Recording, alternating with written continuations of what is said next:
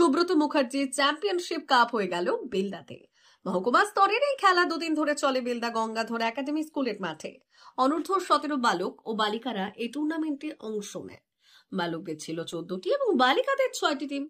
এই দিন ফুটবল টুর্নামেন্টে অংশ নেয় মহকুমা এলাকার স্কুলগুলি।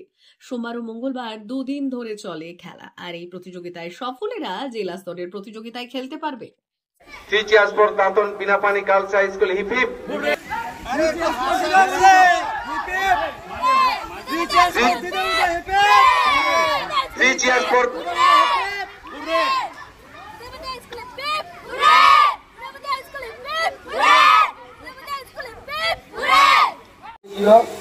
যেটা জগৎপুর খেলার মাঠে হয়েছে।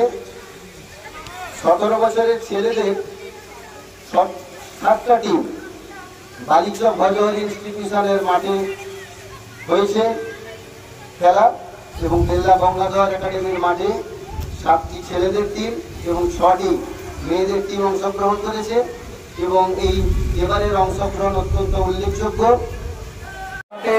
সক্ষম হয়েছি এবং বিভিন্ন বিদ্যালয় অংশগ্রহণ করছে। আমরা আশা করব আগামী দিনে আরো বেশি সংখ্যক স্কুল এই সুব্রত কাপ চ্যাম্পিয়নশিপে অংশগ্রহণ করবে, তাদের খেলোয়াড়রা, তাদের টিম।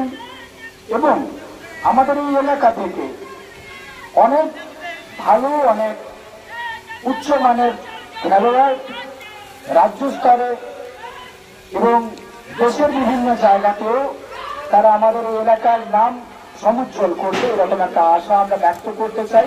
বেলদা গঙ্গাধর একাডেমিতে under 17 years boys and 17 years গার্লসে সুব্রত মুখার্জি চ্যাম্পিয়নশিপ টুর্নামেন্ট আয়োজন করা হয়েছিল। তাতে ছেলেদের টিম ছিল 7টি এই ভেন্যুতে, বালিচকে ছিল 7টি, 14টি, মোট 17 বছরের ছেলেদের টিম ছিল, মেয়েদের টিম ছিল 6টি। এখান থেকে জেতার পরে এই ছেলেমেয়েরা কোথায় সুযোগ পাবে, কীভাবে? এখান থেকে জেতার পরে ছেলেমেয়েরা ডিস্ট্রিক্ট লেভেলে খেলবে। কতগুলো স্কুল অংশগ্রহণ করেছিল এইবারে? সুব্রত মুখার্জি টুর্নামেন্টে 15 বছরে ছিল টিমের সংখ্যা 14টি, 17 বছরের ছেলেদের সংখ্যা টিমের সংখ্যা ছিল 14টি আর মেয়েদের টিমের সংখ্যা ছিল 6টি। কী নাম স্যার আপনি? আমার নাম রতনলাল দাস। কী দায়িত্বে আছেন? আমি মহকুমা ক্রীড়া সংসদের সম্পাদকের দায়িত্বে আছি। তম যে সাব ডিভিশন লেভেলের খেলাটি হয়ে গেল সুব্রত কাপ ফুটবল চ্যাম্পিয়নশিপ 2025। তাতে বিভিন্ন স্কুলের ইন্টার ক্লাস বা ইন্টার স্কুল টুর্নামেন্ট। এটা শুধু আমাদের ভারতবর্ষ নয়, ভারতবর্ষের বাইরের বিদেশি স্কুলগুলোও এই টুর্নামেন্টে অংশগ্রহণ করে। সেই জন্য এই সুব্রত কাপ মুখার্জি এখন শুধু ন্যাশনাল নয়, ইন্টারন্যাশনাল হয়েছে। আর এই সুব্রত মুখার্জির স্মৃতির উদ্দেশ্যেই এই খেলাটি প্রতি বছরই আয়োজন করে থাকেন ভারত সরকার। এই সুব্রত মুখার্জি ছিলেন এয়ার চিফ মার্শাল। তিনি গলায় কাঁটাবিদ্ধ হয়ে মারা যান। তিনি ফুটবলকে খুবই ভালোবাসতেন, তাই এই ফুটবল খেলা তার পরিবারের তরফ থেকে কেন, ভারত সরকারও এই ফুটবলটাই বেছে নিয়েছেন ওনার স্মৃতির উদ্দেশ্যে, যে বিভিন্ন স্কুল এতে পার্টিসিপেট করুক এবং খুব ভালোভাবে ওরা খেলাধুলা করুক, ওরা সুস্বাস্থ্যের অধিকারী হোক এবং সামাজিকতা বোধ ওদের মধ্যে জাগ্রত হোক এবং তাদের মধ্যে লিডারশিপ কোয়ালিটিও গড়ে উঠুক।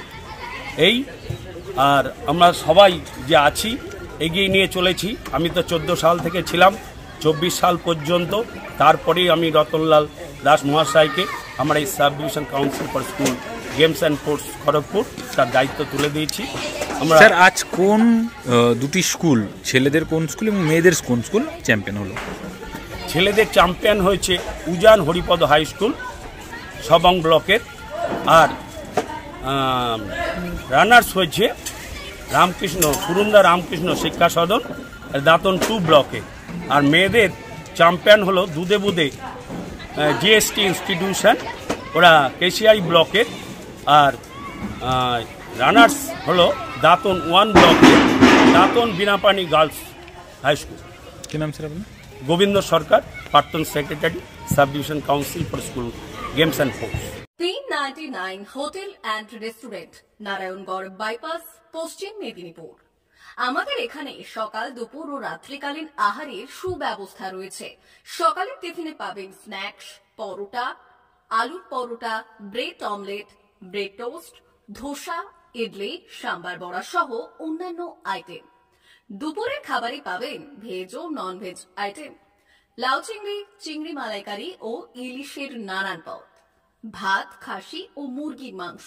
রাতের খাবারে থাকছে একাধিক ইন্ডিয়ান ও নন ইন্ডিয়ান সুস্বাদু ও সুস্বাস্থ্যকর খাবার।